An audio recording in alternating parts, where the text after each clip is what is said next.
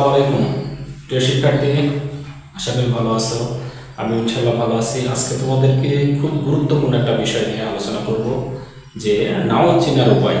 কিভাবে আমরা নাউনগুলো চিনতে পারবো। কারণ নাউন আমরা জানি যে a name of anything is called noun. Noun is a naming word, বা যে ওয়ার্ড দ্বারা কোনো কিছু নাম বোঝায় সেটাকে আমরা নাউন বলি। কিন্তু যখন আমরা পরীক্ষাতে বা বিভিন্ন কাজে যে নাউনগুলো আইডেন্টিফাই করতে দিলে তখন আমাদের অনেক সমস্যা হয়ে যায়, নাউনগুলো আমরা চিনতে পারি না। তাই আজকে আমি কিছু সহজ টেকনিক বা টিপসের মাধ্যমে আমি তোমাদেরকে নাউনগুলো মোটামুটি ক্লিয়ার করে দেবো। যেগুলোকে বলা হয় অ্যাবস্ট্রাক্ট নাউন, সেই নাউনগুলোকে তোমরা অবশ্যই চিনতে পারবে।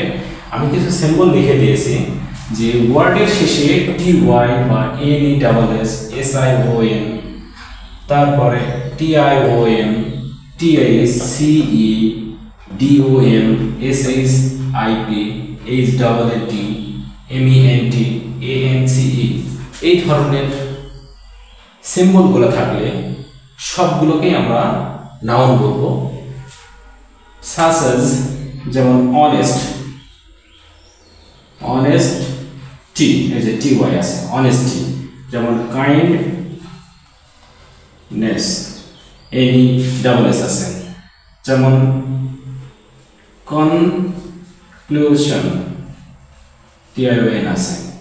এডুকেশন, এডুকেশন, এই যে টিআইওএন আছে। যেমন ট্রুথ, ট্রুথ, এই যে টিএইচ আছে। যেমন ডম, ডমটা কি হবে তাইলে? Free, freedom.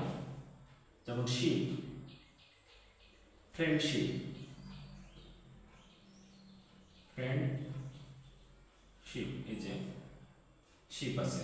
যেমন চাইল্ডহুড, চাইল্ডহুড।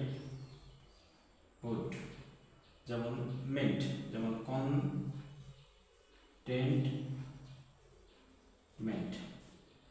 যেমন রেলিয়েন্স,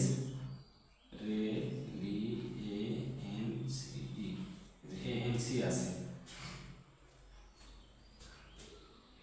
তাইলে আমরা দেখতে পাচ্ছি যে ওয়ার্ডের শেষে এই ধরনের সিম্বল যদি থাকে তাহলে এগুলো সব কিন্তু নাউন হবে। তাছাড়া আরও বিভিন্ন ধরনের নাউন আছে, যেমন প্রপার নাউন আছে, কালেকটিভ নাউন আছে, ম্যাটেরিয়াল নাউন আছে, কমন নাউন আছে। আর আমি আজকে যেগুলো তোমাদেরকে সহজ কিছু টিপসের মাধ্যমে দিলাম, এগুলোকে বলা হবে কি অ্যাবস্ট্রাক্ট নাউন। তাহলে প্রিয় শিক্ষার্থী, তাহলে আমাদের এই বিষয়গুলো মনে রাখতে হবে। যদি আমরা দেখি যে ওয়ার্ডের শেষে এই সিম্বলগুলো আছে তাহলে অবশ্যই সেগুলো কিন্তু নাউন হবে, এবং খুব সহজে আমরা এই নাউনগুলো আইডেন্টিফাই করতে পারবো। তো প্রিয় শিক্ষার্থী, সকলে ভালো থাকবে, সুস্থ থাকবে, এবং নতুন নতুন এই টিপসগুলো পেতে অবশ্যই কুরবান ইংলিশ চ্যানেলটার পাশে থাকবে। এই চ্যানেলটাকে তোমরা সাবস্ক্রাইব করবে, এবং তোমাদের লাইক কমেন্ট কিন্তু আমাকে আরও নতুন নতুন ভিডিও তৈরি করতে উৎসাহ জাগাবে। সকলে ভালো থাকবে, সুস্থ থাকবে। এই বলে আজকের মতো বিদায় নিচ্ছি। আল্লাহ হাফেজ।